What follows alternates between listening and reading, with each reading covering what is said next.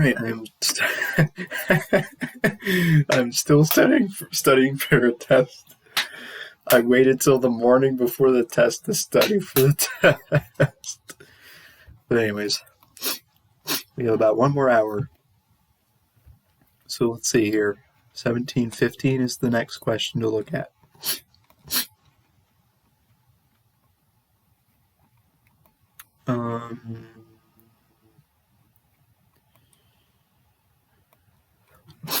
So,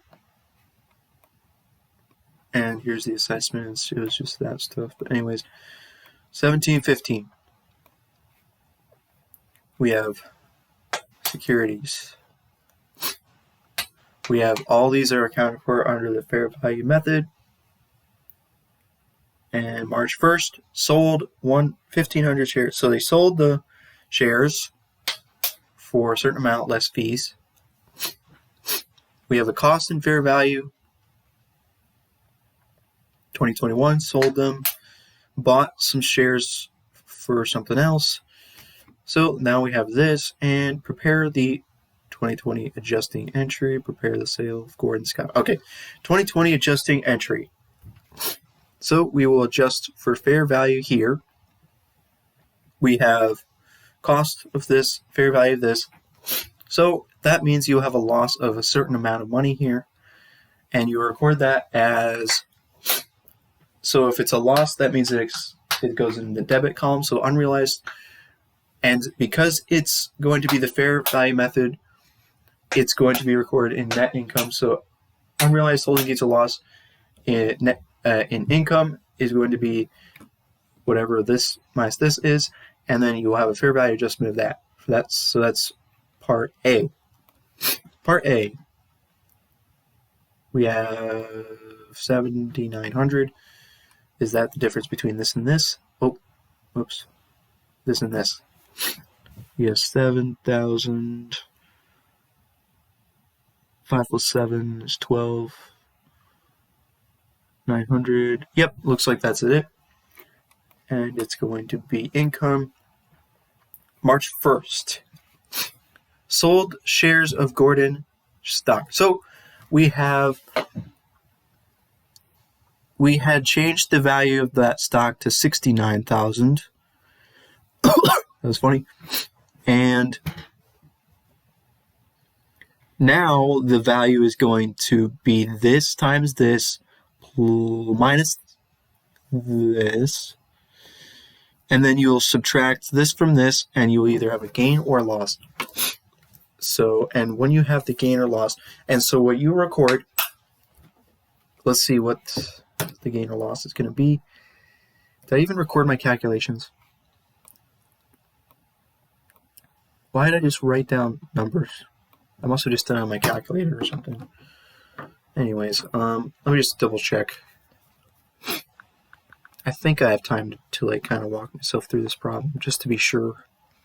So we're going to have 1500 times 45 minus 1200. So there's the fair value. It's less than the book value, therefore it's going to be a loss. 69,000. So we have a loss of 2,700. So here's what you do. You record cash. Man, I need to look at the previous calculations again. So they received cash of 66,300. So it's going to be cash 66,300.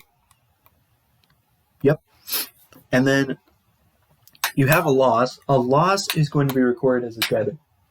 So no, it's not unrealized loss. It's going to be loss in sale of investments, 2,700. And then you scratch the old one off the books, and the old one was worth 69,000. So what you do is equity investments credit 69,000. Why is it 73,500? Oh no. What? How does that make any sense?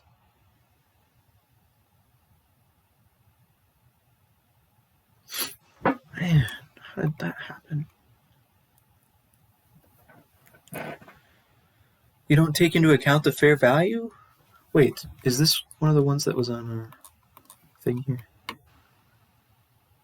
Ah, here we go. Let's see here. 7,900. Let me double check the numbers. 73,500 is the answer. So,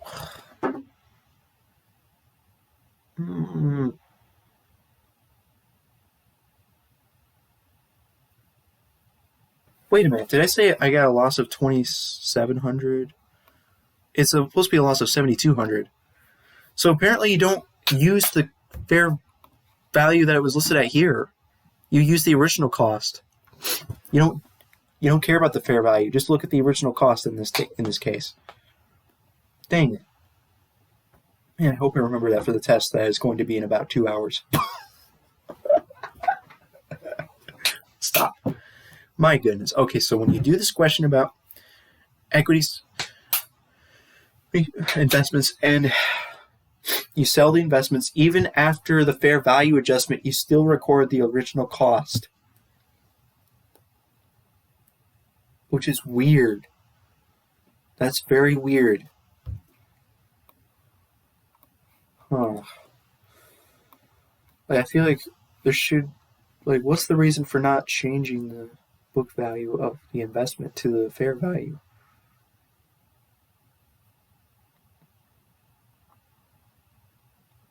Maybe the reason you don't change is because you'd already, I don't know. Just keep in mind, if you have equity investment, you make the fair value adjustment, but then when you sell the investment, you do not use the fair value in your calculation. You use the original cost. I'll redo the calculation to be correct here. So I'll redo this. So we have 1500 times 45 minus 1200. So we have that, obviously, is the same. But the loss or gain is going to be different. It's going to be a loss of 73. It's going to be a loss of 7,200.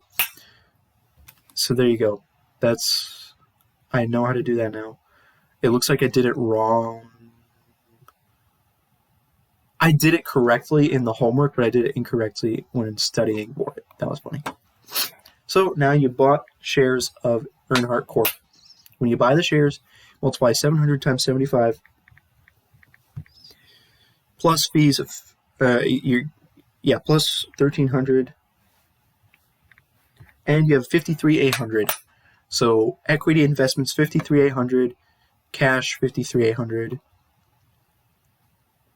and double check this. We'll just use this from now on, and then D. Oh geez. Let's see if I got the right answer for D. D, I have unrealized holding gain or loss, income 2,500, fair value adjustment 2,500. Yep, so I did D correctly in the homework. But let's try to do it correctly again. For D, we have fair value. So we have now we have our portfolio and we have a loss to record. So 293,800 minus 283,400. So we have a loss of 10,400, but you have to take into account the previous fair value adjustment. So we have the previous fair value adjustment was recorded as a loss of 2,500. Now we want to change it to a loss of 10,400. So subtract 2,500. Oh wait, never mind. I was looking at the wrong thing. I was looking at D. We actually have a loss of 7,900. So subtract 7,900 and 2,500 is the adjustment, and it's going to be recorded as a loss of 2,500. So there you go. Now I know how to do 1715. Let's see if I did 1716 correctly. So 1716 A, we have equity investments 1.2 million, cash 1.2 million. B, no, A continues.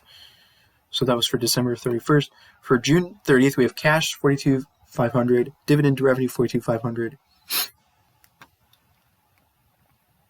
Yes. December 31st, 2021. Cash, 42,500. Dividend to revenue, 42,500 again. And then fair value adjustments here. We have December 31st, fair value adjustment, 150,000. Unrealized holding gain or loss income, 150,000. Good job. Did that right. Now we have to go to B. So B, December 30th. So it looks like it's probably going to be comparing the fair value method and the equity method. And I know how to do that already. I might not need to go through this question. We have equity investments, 1.2, cash 1.2. Cash, June 30th, cash and equity investments, because that's the dividend, twice. And then we have the equity, so this is going to be income, 146,000. I don't know why I recorded just the numbers. I really should have recorded like the calculations for the numbers, but I got the right answers for those. Did I skip C? Oh, come on. Oh, wait, C is over here. I don't know why I put C over here. It's kind of random. C. What is C anyways? I have no idea what's going on for C.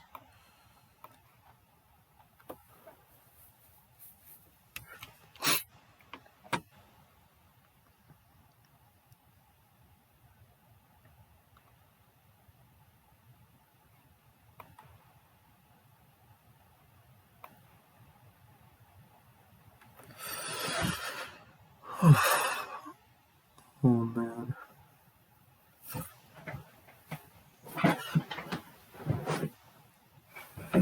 Investment securities. I wish I had highlighted the final answer. My final answer for... Okay. Equity investments is going to be recorded at 1,350 in A, in the first method. And then for the equity methods, it's 1,261,000. Yep. So you kind of just take all your journal entries from before and add them and subtract them until you get the answer. And then net income for A is 235,000. Oh, come on. Wait.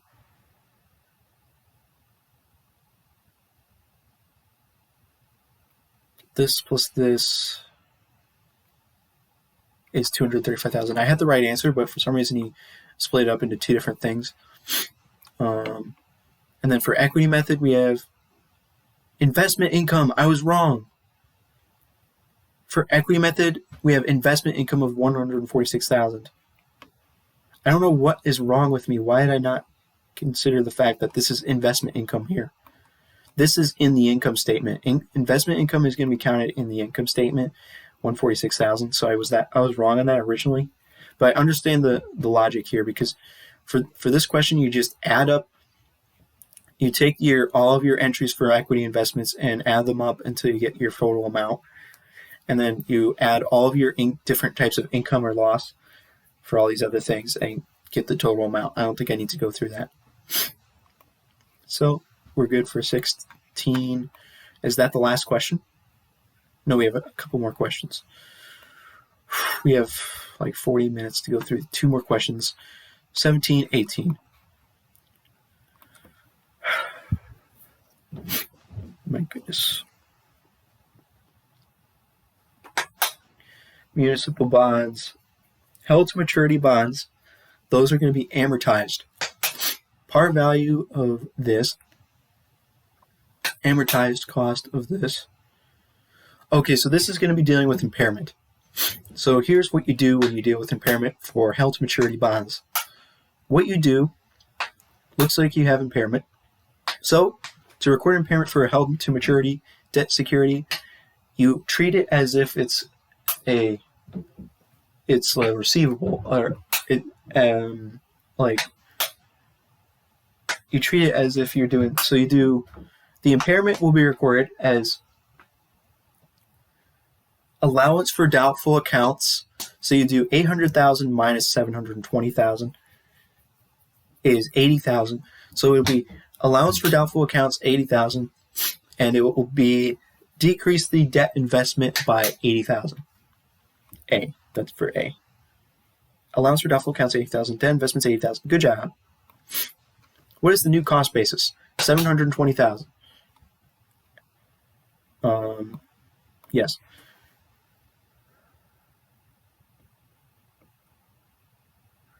Do not amortize the difference between 800,000 and 720,000. Just leave it the same. Do not amortize. I guess I get that now. Okay. At December 31st, fair value has now increased. Do you need to prepare an entry? No, no entry. Number 19. We have common stock investments. All right, so we have fair value option. Oh, we have to do fair value option.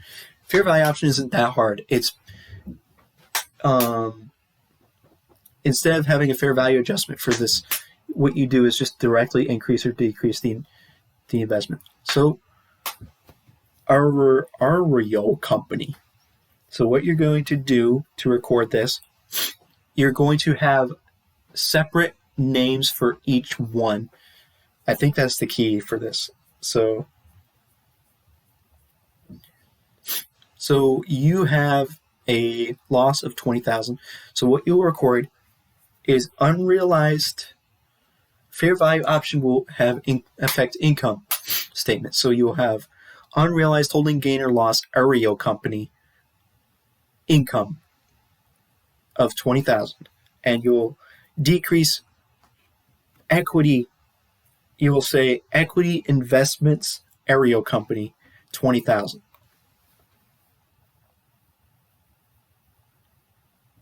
So actually, you do not need to specify Ario for the unrealized holding gain or loss. You only need to specify Ario for the equity investments.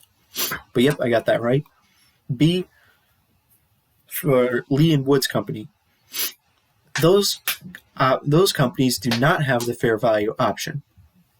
For those ones, I guess you're just going to assume that you're using the fair value method as you would normally use the fair value method. So what you would do, you have a gain here. Okay, so what you have is gain of 50, gain of 10, so you have 60, right? Oh, but looks like what you're going to have to do is have them both as separate things. Man.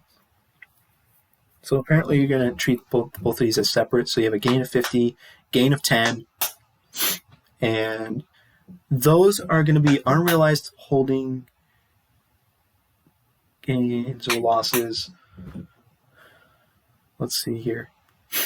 Those are going to be still recorded in the income statement, but the difference is instead of directly increasing or decreasing the investment, you will actually use fair value option, right? Let me see. Yes. So what you do is fair value adjustment, but you still specify the company. You specify the company, but you use fair value adjustment. So we have a gain, and a gain is recorded as a debit. All right, credit, sorry. So yeah, I get that. I get how to do that. Oh, man. And they're both in the income statement. You specify the company. It's just that for fair value option, you decrease the investment directly, and for not fair value option, you use fair value adjustment for that. So that's the difference. And there you go. We're done. We're done. I studied everything. Dude. I can't believe it. I was able to study for the test. Because the material in these two chapters was actually quite easy compared to previous chapters. So I only had to spend a grand total of 1 hour and 20 minutes.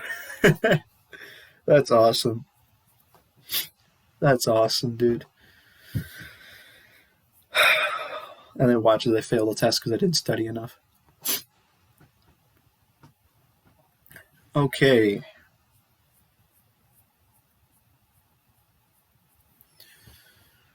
Oh boy, this is going to be fun. Oh no.